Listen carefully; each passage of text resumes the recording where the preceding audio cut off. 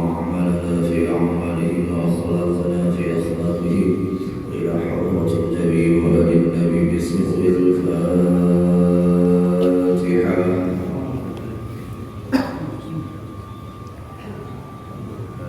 العالمين الرحمن الرحيم مالك يوم الدين إياك نعبد وإياك نستعين اهدنا الصراط المستقيم صراط الذين أنعمت عليهم غير المغضوب عليهم ولا الضالين آمين.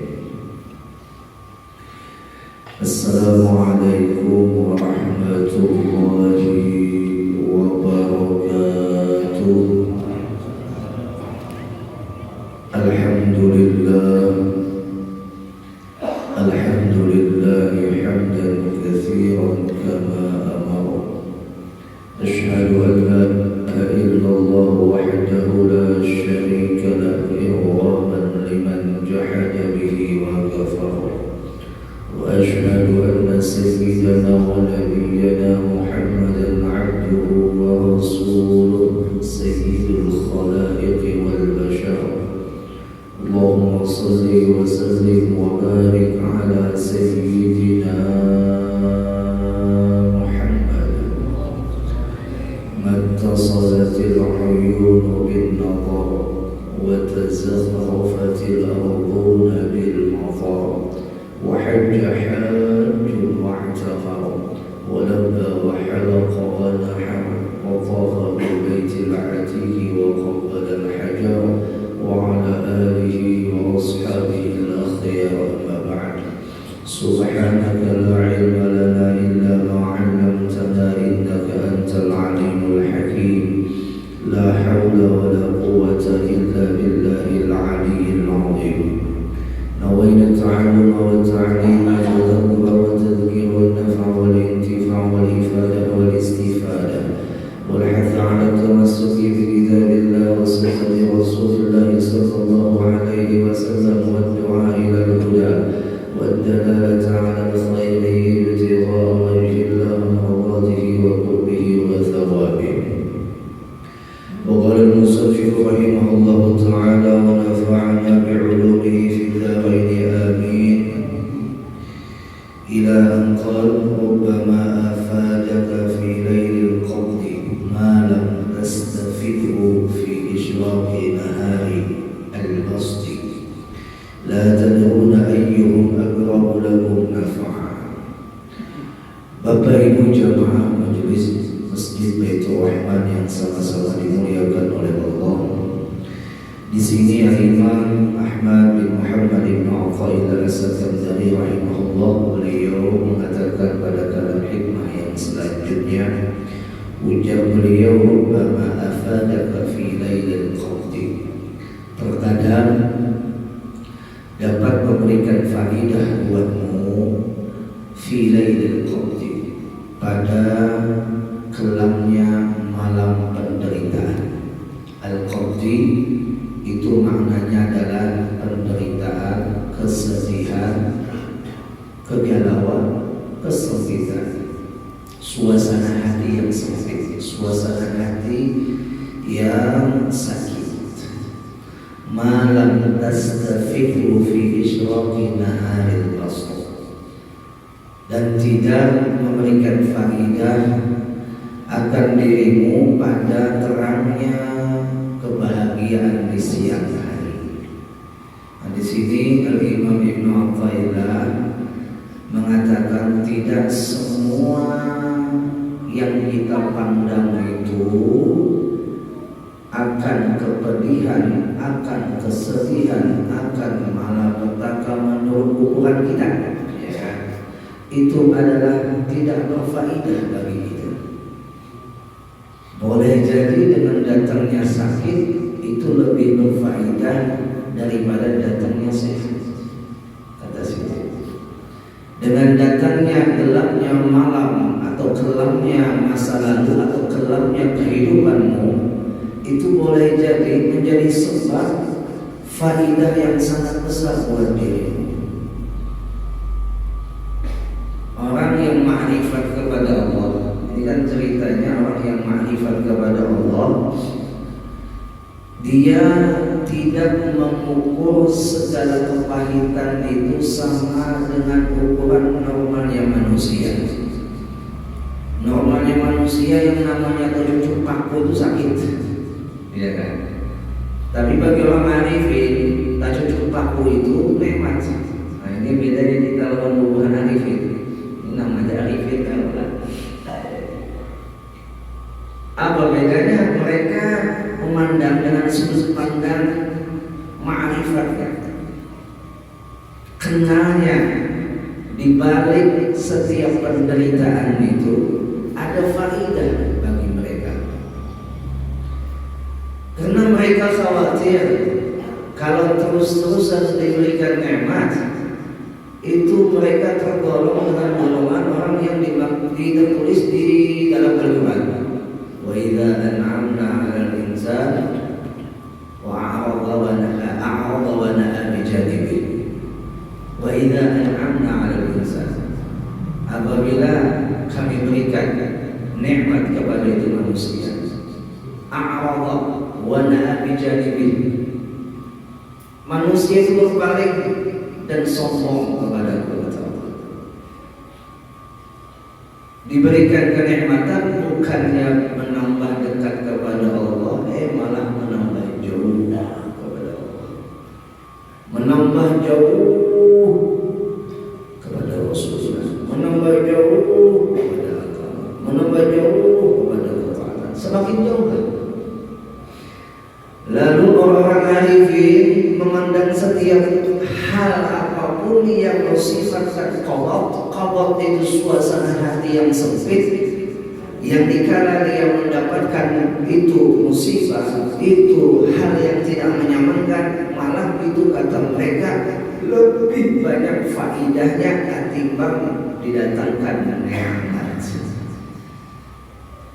Masya Allah. Kalau seandainya hal yang sempit menurut ukuran kita manusia ini itu adalah merupakan ukuran orang itu kadang bahagia, maka kita akan berani mengatakan Rasulullah juga bahagia. Nauzubillah. Kalau kita katakan miskin itu adalah ukuran tidak bahagia, maka banyak orang akan mengatakan para nabi yang miskin itu pada bahagia. Nah, sekarang ukuran bahagia bukan miskin, bukan ukuran bahagia bukan kaya, ukuran sedih atau sakit bukan miskin. Tapi ukuran bahagia, ukuran sedih itu letaknya di mana?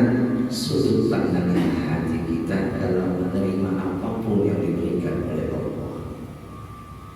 Nabi kita dikasih cobaan baru lahir, abah meninggal, sudah meninggal. Habis itu jalan 4 tahun Mama Sidin pulang meninggal. Jalan 6 tahun Kai Sidin pulang meninggal. Allah. Sampai dewasa baginda Nabi kawin bersama Sayyidah Khadijah. Bukannya kekayaan yang ditonjolkan oleh Nabi dalam kehidupan beliau, habis kekayaan Sayyidah Khadijah beliau serahkan untuk jalan agama Allah. Kadada beliau dengan yang namanya kenikmatan dunia, karena kenikmatan dunia sesaat, tidak selamanya. Ukuran kenikmatan dunia itu sesaat kita rasakan sebenarnya setiap hari ketika makan. Coba pian makan sampai di tenggorokan aja nikmatnya. Habis itu habis aja. Jadi apa? Taksi kuning. Jadi kotoran itu dunia. Apa aja nikmatnya itu makanan, sebentar aja nikmatnya di situ hilang. Itu kenikmatan dunia. Dan para nabi, khususnya baginda Nabi kita Muhammad SAW, tidak mengajarkan kepada kita menyasar kenikmatan yang sesaat. Nabi kita ada menyuruh kepada kita untuk menyasar yang namanya kenikmatan yang tidak abadi. Tidak.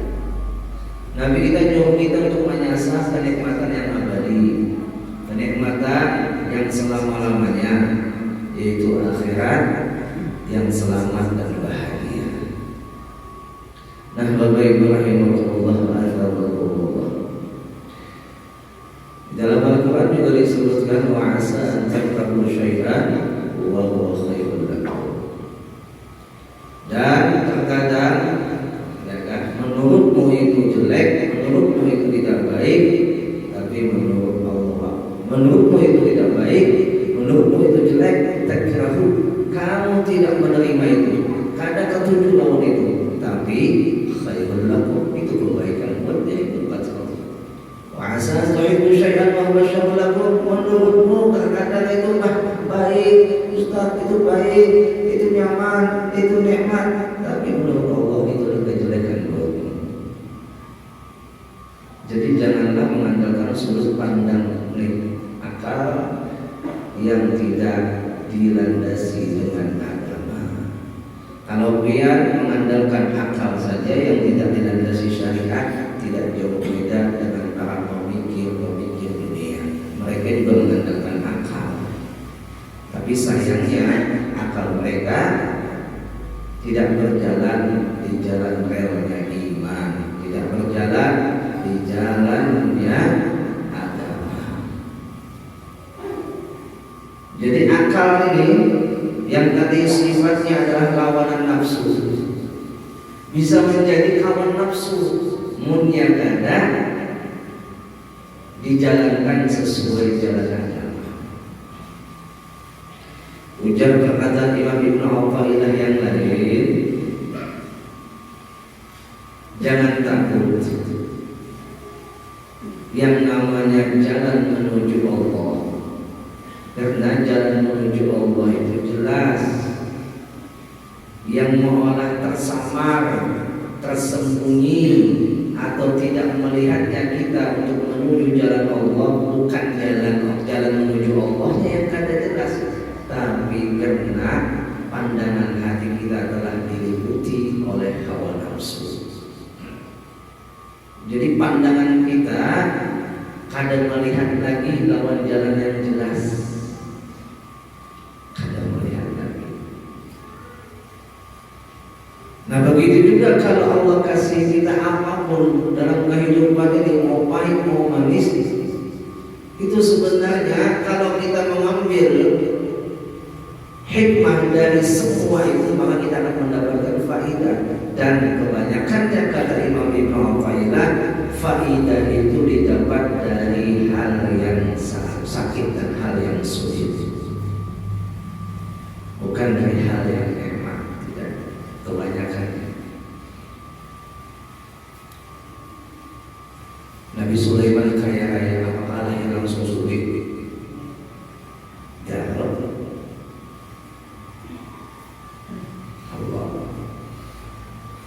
Jadi kenikmatan dunia itu juga adalah ujian bagi kita. La tadruna ayyuhum aqrabu lakum naf'a. Kamu tidak mengetahui, ujar Imam Ibnu Athaillah, yang mana di antara pahit dan manis itu yang banyak mendatangkan manfaat, hingga akhirnya lebih banyak di antara kita sebagai manusia mengambil yang nikmat-nikmatnya saja, tidak mau mengambil yang pahitnya. Tidakkah kita juga belajar Bapak Ibu dari obat?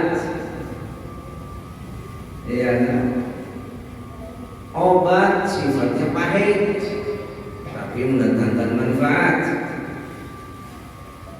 Yang sudah manis itu obat kanak-kanak. Oh Ibu, Bodrexin, itu obat kanak-kanak. Panasnya pun, demamnya pun, garingnya pun itu kanak-kanak. Kada sepakat garingnya orang tua, menyandangnya. Ya, kanak-kanak itu punya demam tinggi, ya kan. Artinya hanya mengeluh atau menangis, menahan rasa sakitnya. Coba orang tua munnya kada tahan bisa mengamuk. Sakit gigi, sakit gigi apanya? Sampai laki jadi kerupuknya.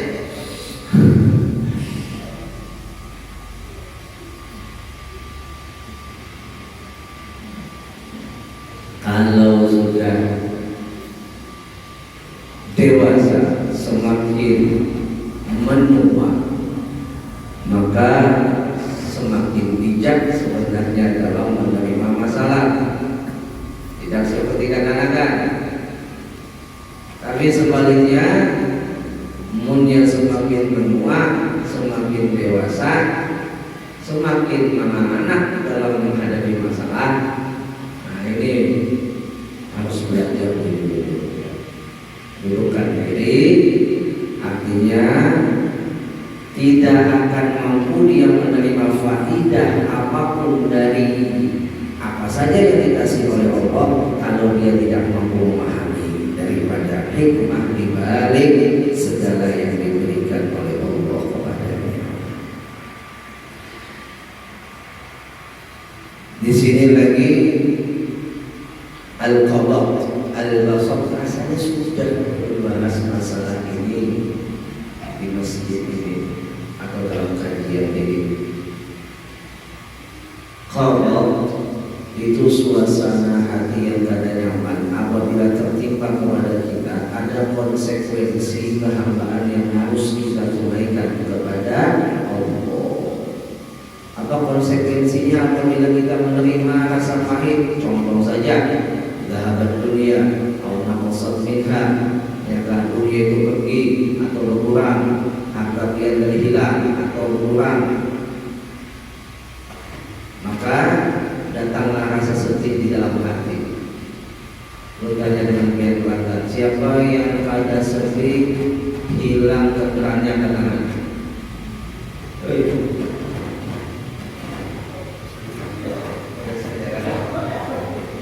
Siapa yang kada sedih menghilangkan keterangannya tangan? Ada? Ada? Ada. Barataan kita sedih kehilangan keterangan, kehilangan apa saja yang musibatkan dunia. Ada sedih. Tapi kesedihan itu supaya selamat harus kita jalankan konsekuensinya. Fal-ubudiyah taqtadi an tarqa bi qada'illah, yaitu kehambaan kita yang ketika menerima kepedihan itu harus kita sertakan dengan ridho atas ketentuan Allah. Dan boleh hilangkan keterangan sedih iya. Nah, tapi bagi orang yang paham, belajar, oh ini sudah ketentuan Allah. Mau kayak apa aku menangis, yang ada menambahi rasa sedih. Kendaraan sudah hilang, buat pulang menangis, dibuat pulang sedih, gari, duit pulang keluar. Jangan, ada tambah rusak lah, ada tambah pahit lah. Lalu kita disuruh oleh Allah untuk apa? Untuk bisa menjawabnya dengan bagus, yaitu ridho dengan ketentuan Allah. Kita tidak menghendaki kendaraan kita hilang. Kita tidak menghendaki yang namanya dunia yang telah diamanahkan oleh Allah ini hilang begitu saja. Tidak menghendaki. Tapi kalau sudah Allah menghendaki, mau apa? Mau apa? Umpama saja dia dipinjami orang rumah, kenyamanan dia kalau ada di rumah orang itu, ya kan? Suatu waktu datangnya ke rumah dan ngambil.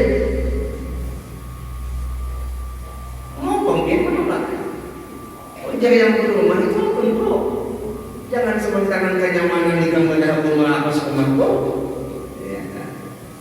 Ujar yang dinyam di rumah nih, mahal punya yang ngambil nyaman sudah ada di sini. Mau pak rumah kok jadi tidak mau itu yang kenyamanan kayak alasan itu pokoknya di rumah kok ambil punya paham. Oh inilah rumah dia ridho menerima apa yang sudah ditentukan ampunnya. Ya Allah, berat Ustaz. Iya memang berat, makanya pahalanya itu bonol, makamnya pun tinggi, makam ridho ini makam orang arifin. Kenapa kita disuruh belajar? Karena ya tadi kita belum sampai di makam ini, belum sampai di kelas ini. Disuruh belajar, mudah-mudahan bisa sampai ke makam ini. Sudah sampai ke makam ini, ya kan? Ibaratkan orang sudah sekolah itu sudah mempelajari kurikulum tentang masalah bahasa Inggris, rumusan bahasa Inggris, ya kan? Dia akan naik ke tahapan selanjutnya kan mungkin baru di situ aja. Nah, kita ini belum sampai di makam ini, disuruh terus mengulas, mengkaji, mendalami. Mudah-mudahan memberikan taufik kita bisa mengamalkannya. Niat kita tidak dapat ataupun sukses sampai di makam ini. Ya orang yang kadang ada lagi rasa suka kita, kadang lagi rasa galau, kadang lagi rasa sedih menghadapi di dunia. Lalu pertanyaan, apakah seorang arifin itu bisa bersedih? Apakah Nabi itu bisa menangis? Jawabannya bisa. Maka tadi lihat dari rasa sedih, la khaufun 'alaihim wa la hum yahzanun. Dalam Al-Qur'an kan bahwasanya para wali Allah itu tidak pernah takut menghadapi dunia dan tidak pernah sedih menghadapi dunia. Nah, apa ada di antara para wali sedih ketika mendapatkan hal ini? Hal apa? Ketika menimpa dosa. Idza adzabtu, apabila dia melakukan dosa, ya, dia menangis senangis-nangisnya, sesedih-sedihnya. Coba tanyakan hati kita Bapak Ibu, tanyakan diri kita Bapak Ibu, apakah ketika kita ketinggalan sembahyang subuh melanda kita sedih? Apakah ketika kita meninggalkan kewajiban itu sedih?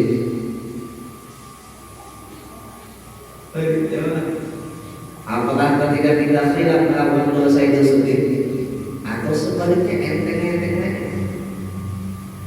Munnya ada rasa sedih ketika dia melakukan dosa, ketika dia terkhilaf masuk ke dalam jurang yang nista, perbuatan maksiat, meninggalkan ketaatan, dia sedih. Berarti hatinya masih hidup. Hatinya masih hidup dan respon masih hidup. Sebaliknya, munnya orang itu meninggalkan maksiat, meninggalkan ketaatan, tidak sedih, melakukan maksiat tidak sedih, dia bahagia aja kada sembahyang, bahagia aja kada puasa, bahagia aja memilih Quran. Nah ini hatinya perlu diobati, hatinya perlu diobati.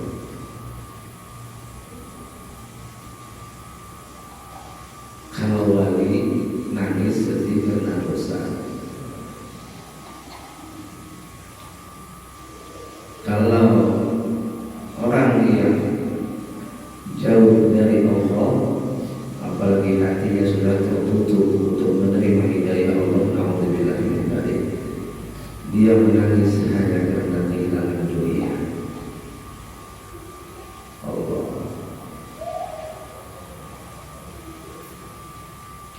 Hamba Ibrahim renungilah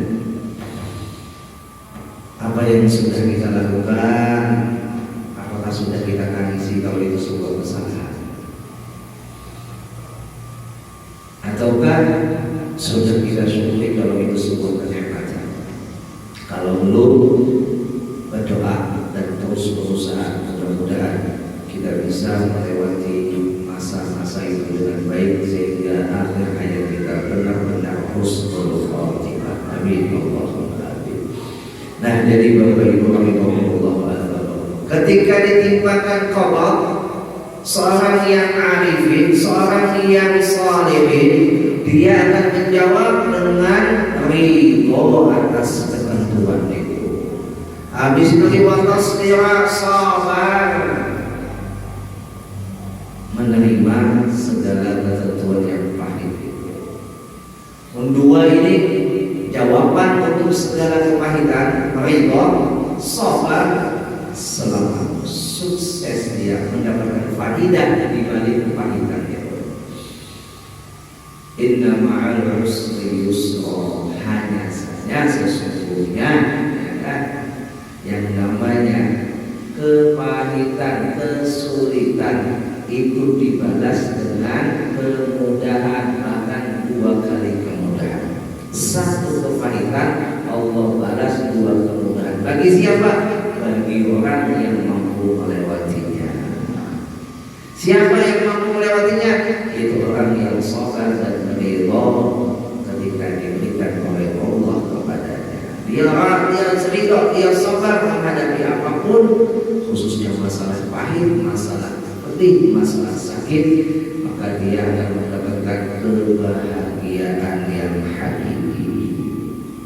Sering dikatakan bahwasanya tidur itu menjadi nikmat karena lelahnya kita. Makan itu menjadi nikmat karena rasa laparnya kita. Ya. Contoh aja. Ini kita belajar mikrofon mati, lampu mati, kipas mati, acaranya malam hari, pengap, gelap, yang memandir pengujian, yang mendengar membayar mendengar. Ya, mati lampu, kipas mati, gelap, pengap, mana yang panasnya, tapi juga pelet hidup, kaki hidup lampu. Alhamdulillah. Terasa ada nikmat? Terasa. Nikmat itu terasa Bapak Ibu setelah adanya kepahitan. Makanya Nabi mengatakan waktu kita puasa Ramadan itu ujar Nabi, lis-shaim farhatan, bagi orang puasa itu ada 2 kebahagiaan. Farhatun inda iftarih, itu bahagia ketika berbuka puasa. Kenapa jadi Nabi katakan bahagia ketika berbuka puasa? Karena habis menjalani sulitnya, pedihnya menahan rasa lapar. Dapatnya bukaan puasa walaupun baju segelas, kurma berapa biji, nikmatnya luar biasa. Setelah menjalani pahitnya menahan lapar dan haus. Ada orang datang kepada guru, awas langsung datang, mengeluh tentang keadaan sidin yang awas sudah kawin dari anak, orang Banjar, Tamanang, ya, Tamanang, kalimat dari apa? Tak menang, nangis. Anak bercerai gara-gara ada diisi anak. Ujar yang sini, ulun guruai, ulun ustaz lain sudah periksa normal aja ulun. Sudah ulun kan usah mau kayak hal pribadi. Kayak ini aja, coba biar buka di dalam Al-Quran. Itu cerita Nabi Zakaria yang lawas keadaan diisi anak. Buka lagi itu cerita Nabi Ibrahim yang lawas keadaan diisi anak. Nabi Zakaria itu kan sampai dikatakan mempunyai bini itu sudah tua, monos, ada mungkin lagi diisi anak bini sini, tapi sudah pernah putus asa pada Tuhan. Akhirnya diberikan anak namanya Yahya. Lahirlah seorang nabi dari perut seorang ibu yang sudah menopos. Bukan di situ, belajar dari situ. Itu Nabi Ibrahim kawin dengan Siti Sarah. Awas sudah kawin kan apa anakan? Kawin lagi dengan Siti Hajar. Ada anakan dua sampai di dalam Al-Quran diabadikan. Waqala inni dzahibun ila rabbi sayahdin. Rabbi habli minas shalihin. Nabi Ibrahim itu selalu mengadu kepada Allah, minta petunjuk kepada Allah dan berdoa agar diberikan anak yang saleh. Terus berdoa kepada putus asa. Akhirnya apa? Dikasih oleh Allah Nabi Ismail. Lahir Nabi Ismail, berjalan Nabi Ismail sampai dewasa, lahir pula dari perut Siti Sarah yang tadi dikatakan tidak mungkin hamil, lahir seorang anak namanya Ishak. Belajar kita lahir dari itu para nabi. Ketika dikasih anak, tetap berputus asa. Jangan langsung mengambil keputusan. Terus berdoa. Apa mungkin lagi Ustaz Ibu sudah Tuhan bisi anak siapa mengandung? Biar orang, biar anak, biar bisi anak, biar dicabut oleh Tuhan nyawa, biar siapa yang mengandung?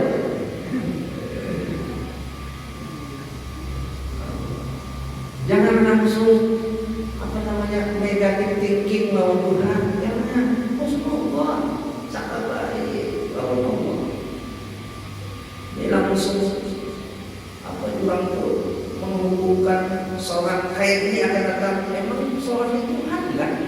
Aku bedai super kalau bisa Tuhan kan ya bu. Aku dimiskin selawasan Tuhan kan ya. Aku dibungul selawasan Tuhan kan ya. Jawabannya kan ada Ustaz saya, namun ada terus belajar, terus belajar. Inna Allah la yughayyiru ma biqawmin hatta yughayyiru ma bi anfusihim. Ya, Inna Allah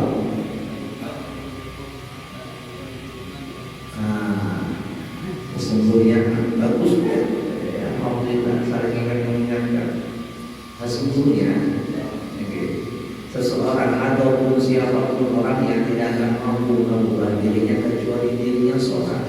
Artinya hakikatnya memang Allah, tapi tandanya orang itu mau berubah, Allah kasih kekuatan kemampuan orang itu mau berubah. Hakikatnya jangan sampai ditabrakkan ayat ini dengan ayat hakikat. Artinya orang itu mau berusaha untuk berubah, berarti tandanya Allah bikin berubah orang itu. Berusaha orang itu. Munya seumpama orang itu ngaji hakikat lalu pasrah lawan Tuhan dan ada berusaha seumpama saja. Aku ini bapak menuju pegawai dan Tuhan sudah diwartakan rezeki. Ujar sedikit. Aku bapak menuju belajar kayak Tuhan menjadikan alim-alim kadang-kadang ya. Punya orang itu langsung memukul hakikat tanpa melewati syariat.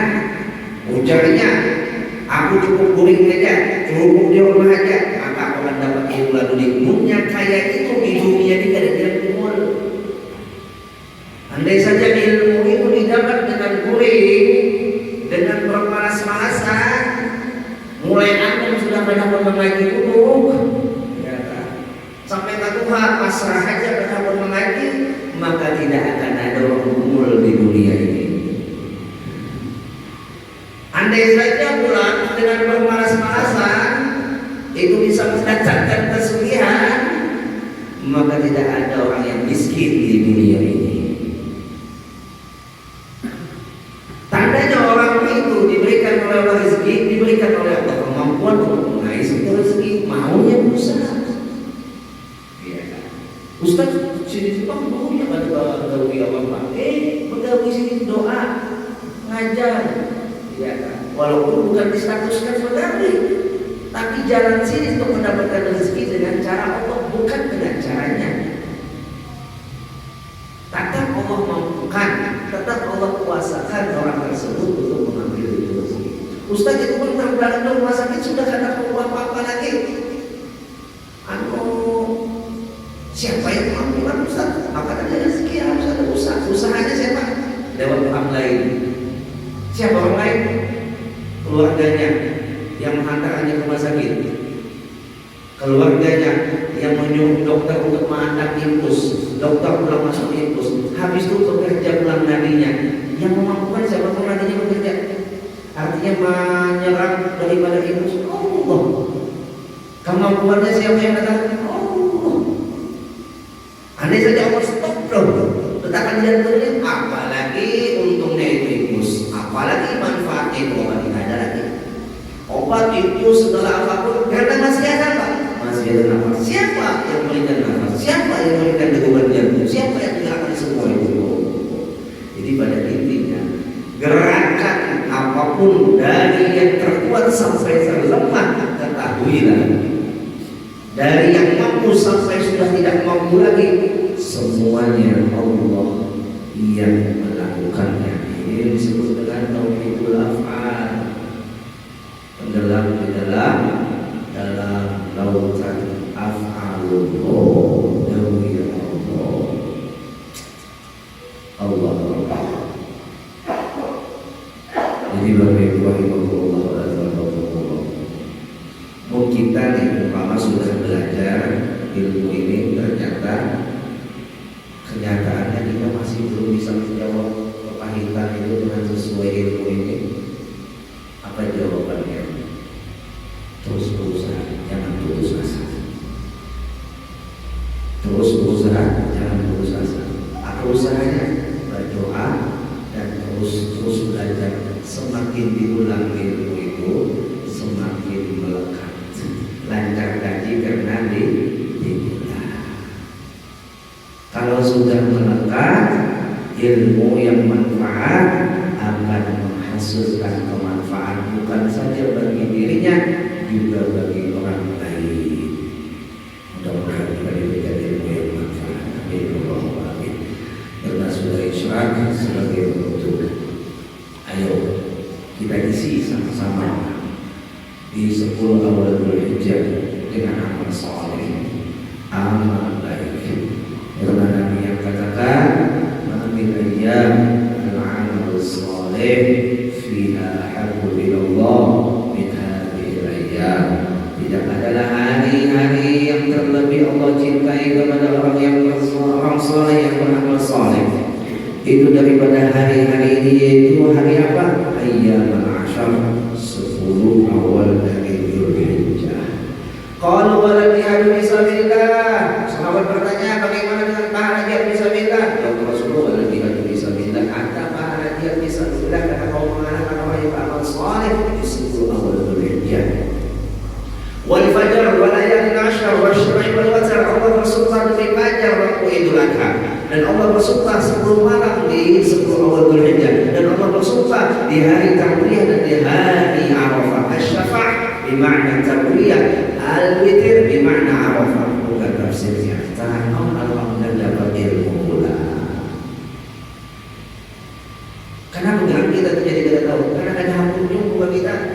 Karena ada hampurnya belajar. Karena ada hampurnya berdengar. Itu paling minimal itu. Aku hanya tahu ya. Hanya berdengar. Namun yang kayak tahu sudah kita kuasai ilmu itu luas. Jangan pernah berhenti untuk ilmu. Lalu akhirnya di 10 awal Dzulhijjah ini Allah tetapkan sebagai afdalul ayyam fid dunya, sepaling afdal hari-hari yang sifatnya berbentuk bergandengan, ya kan? Adalah 10 awal Dzulhijjah. Disuruh kita puasa apa dulu yang ada? Puasa Arafah. Nanti pada tanggal 9 Dzulhijjah. Kapan 9 Dzulhijjah Ustaz? Kapan? Kalau menurut ketetapan pemerintah semalam, kalau hari raya hari Ahad berarti Arafah hari Sabtu. Habis itu pulang kapan tarwiyah? Hari Jumat. Ya Bu, Jumat Sabtu. Ya, puasa tarwiyah dan puasa Arafah. Apalagi amalan di 10 Dzulhijjah, banyak berzikir. Karena Allah yang sebutkan di dalam firman mulianya, wa yadhkurusmallahi fi ayyamin ma'lumat. Berzikirlah sebutlah nama Allah di hari-hari yang sudah ditentukan, ma'lumat, yang sudah ditentukan. Bukan tafsirnya, ternyata ma'lumat itu 10 Dzulhijjah. Allah menekankan kepada kita sebagai hambanya lebih lagi bersihin 10 awal Dzulhijjah kita berzikir. Di luar bulan Dzulhijjah, di luar 10 Dzulhijjah kita berzikir lebih lagi di 10 awal Dzulhijjah. Semua zikir dibaca oleh orang-orang tarim, dibaca oleh orang-orang yang ada di Hadramawt. La ilaha illallah adadal layali wad duhur, la ilaha illallah adadal ayyami wasyuhur, la ilaha illallah adada awajil buhur, la